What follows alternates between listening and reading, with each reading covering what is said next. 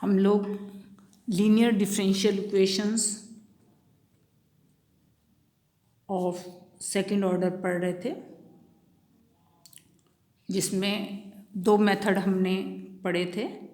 First method में हमने दी हुई डिफरेंशियल इक्वेशन का एक हल किसी भी मेथड से यदि निकाल सकते थे तो दूसरा हल, और सेकंड मेथड हमने पढ़ा था कि दी हुई सेकंड ऑर्डर डिफरेंशियल इक्वेशन को हम नॉर्मल फॉर्म में कन्वर्ट कर रहे थे, जबकि हमारे पास एक हल हम ज्ञात नहीं कर सकते हैं थे। अब उन दोनों विधियों में हमने डिपेंडेंट वेरिएबल y को एक नए वेरिएबल v में परिवर्तित किया था। कभी कभी हमारे पास क्वेश्चंस में इंडिपेंडेंट वेरिएबल स्वतंत्र चर x को हम कन्वर्ट करके इस इक्वेशन को नए रूप में निकालते हैं।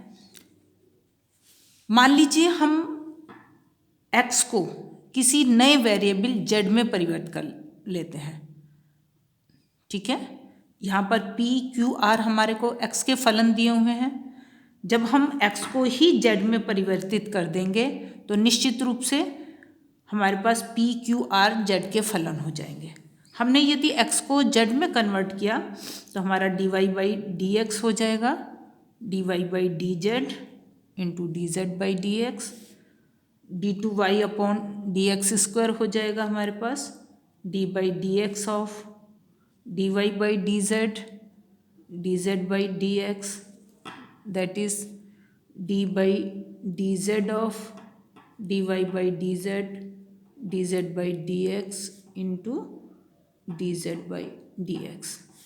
मीन्स ये चीज़ हो गई हमारी D two Y upon D Z square into D Z by D X का whole square plus D Y by D Z into D Z upon D X square, ठीक है।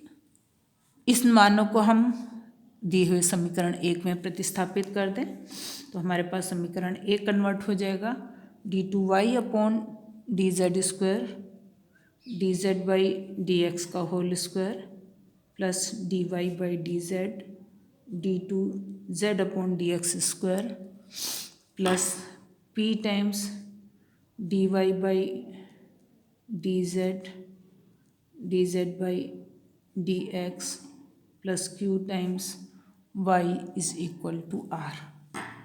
ये समीकरण बन गया D two Y upon D Z square plus D two Z upon D X square plus P D Z by D X upon D Z by D X का whole square of D Y by D Z plus Q upon D Z by D X का whole square Y is equal to R upon D Z by D X का whole square, ठीक है। और हम इसको लिख सकते हैं D two Y upon D Z square plus P one D Y by D Z plus Q one Y is equal to R one. इसको समीकरण दो कह दें, जहाँ पी वन है हमारा D two Z upon D X square plus P D Z by D X upon D Z by D X का whole square, और क्यू वन है हमारे पास Q upon D Z by D X का whole square, R one है हमारे पास R upon D Z by D X का होल स्क्वायर, ठीक है। यहाँ P1, Q1 तथा R1 ये सब x के फलन हैं, लेकिन हम z और x में जो संबंध होगा उसकी सहायता से ये सारे हमारे z के फलन हो जाएंगे। अब z को हम x के फलन के रूप में किस प्रकार से लेंगे, इसको दो भिन्न भिन्न विधियाँ होंगी हमारी। फर्स्ट मेथड है इसमें, यदि हम P1 को 0 अथवा Q1 को एक कांस्टेंट c स्क्वायर के रूप में ले लें, P1 को 0 या Q1 को c स्क्वायर के रूप में ले लें, ऐसा लेने पर क्या होगा, हम z P1 को अगर हम 0 ले रहे हैं तो हमारा ये टर्म 0 हो जाएगा और इससे हम z और x में रिलेशनशिप निकाल लेंगे। और यदि Q1 को कांस्टेंट ले रहे हैं तो इस वाले संबंध से हम z के रूप में x के मान निकाल लेंगे। तो फर्स्ट हम मेथड लेते हैं, जब P1 इज इक्वल टू 0 है, अर्थात dy/dz का कोफिशिएंट हमारा 0 हो जाए। तो यदि P1 0 है तो हमारे पास समीकरण ये हो गई d2z/dx² plus p dz/dx is equal to 0। इसको अगर सिंप्लीफाई करोगे तो z हो जाएगा इंटीग्रल एक्सपोनेंशियल की power -½ p dx into dx e की पावर, ये समीकरण रूप हो जाएगा।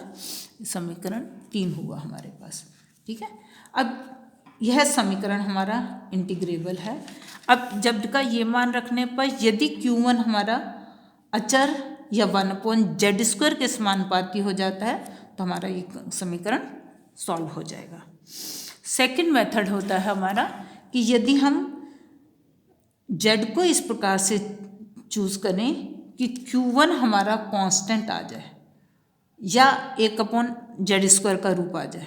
Q1 हमारा अचर मान लें, हम Q1 को मान लीजिए हम c² मान लें, तो हमारे पास क्या हो जाएगा Q/dz/dx का whole square is equal to c²।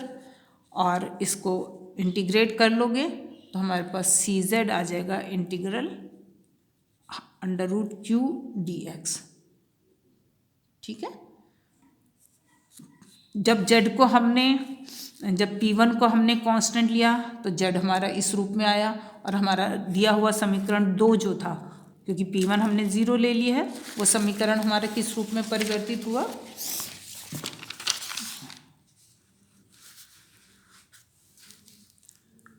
d2y/dz² plus Q1y is equal to R1, इस रूप में परिवर्तित हो गया हमारा इक्वेशन। ठीक है, जहाँ Q1 का मान अचर या 1/z² के समानुपाती होगा। और यदि हमने z को कांस्टेंट लिया था, इस तरह से लिया था z का चयन कि Q1 हमारा c² है, तो cz हमने अभी निकाला था, cz हमारा आ रहा था √Q dx। तो इससे अगर हम निकालेंगे तो समीकरण 2 जो है हमारा वो निम्न रूप में परिवर्तित हो जाएगा d2y/dz² plus P1 dy/dz plus c² is equal to R1। ठीक है, अब ये हमारा इंटीग्रेबल हो जाएगा। यहाँ पर P1 का मान अचर है या 0 हो सकता है। अब आप लोग ये ध्यान रखिएगा कि P1, Q1 तथा R1 के मान पहली बात हमको याद कर लेने हैं, जिससे हम डायरेक्ट रूप में लिखें। सेकेंडली, यदि P1 0 या Q1 अचर है तो हम इन दोनों में से किसी भी विधि से क्वेश्चंस को सॉल्व कर सकते हैं। मैं आपको क्वेश्चंस एक हल करके बताती हूँ, देखिए किस तरह से हम क्वेश्चंस को इसमें करेंगे। मान लीजिए हमने एक इक्वेशन ली Q d2y/dx² minus dy/dx minus 4x³ is equal to 4x³ sin x²। ठीक है, इसको स्टैंडर्ड रूप में अगर हम लिखें तो ये हमारा होगा d2y/dx² minus 1/x dy/dx minus 4x² is equal to 4x² sine of x²। ठीक है, अब इसको हम कंपेयर करें अपने स्टैंडर्ड फॉर्म से, तो P हमारा है -1/x, Q है हमारा -4x² और R है हमारे पास 4x² साइन ऑफ x²। यहाँ पे स्वतंत्र चर x को z में परिवर्तित करने के लिए हम क्या लेंगे, इसको परिवर्तित रूप इसका हो जाएगा d2y/dz² plus P1 dy/dz plus Q1y is equal to R1, जहाँ P1 है हमारा d2z/dx² plus p dz/dx upon dz/dx का होल स्क्वायर। Q1 है हमारा Q/dz dz/dx का होल स्क्वायर, और r1 है हमारे पास r/dz/dx का होल स्क्वायर। ठीक है। अब यदि हम z को इस प्रकार से चूज करें कि q1 हमारा कांस्टेंट हो जाए, और वो कांस्टेंट हमारे ऊपर डिपेंड करता है क्योंकि q1 देखिए हमारा -4x² है। ठीक है, q हमारा -4x² है, तो q1 हो गया -4x² अपॉन dz/dx का होल स्क्वायर, और इसको कांस्टेंट को हमने -1 मान लिया। ठीक है, क्योंकि कांस्टेंट है हम किसी भी रूप में ले सकते हैं, तो इससे हमारा dz/dx आ जाएगा 2x। इसको इंटीग्रेट करेंगे तो z हो जाएगा हमारा x²। ठीक है, और फिर इसे p1 क्या हो जाएगा, dz/dx हमारा 2x है, और d2z/dx² हो जाएगा हमारा 2। दिस इज 2 प्लस p क्या है हमारे पास -1/x, dz/dx is 2x upon dz/dx का होल स्क्वायर मीन्स 4x²। ये देखो यहाँ पर ये p1 की वैल्यू क्या आ गई, इससे 0। ठीक है, r1 की वैल्यू क्या आई, r/dz/dx², r है हमारे पास 4x² sin x², और dz/dx का square means 4x² means sine of x²। अब ये p1, q1 और r के मान हम अपने समीकरण नंबर 2 में सब्स्टिट्यूट करें तो हमारे पास समीकरण क्या बन जाएगी, d2y/dz² plus p1 that is equal to p1 का मान हमारा क्या निकला है 0, प्लस q1 का मान हमारा निकला है -1, तो means -1 of y is equal to sine of x²। ठीक है, ये सॉल्यूशन इसका निकालें अगर हम, तो ये हमारे पास ऑक्सिलरी इक्वेशन इसमें क्या बन जाएगी,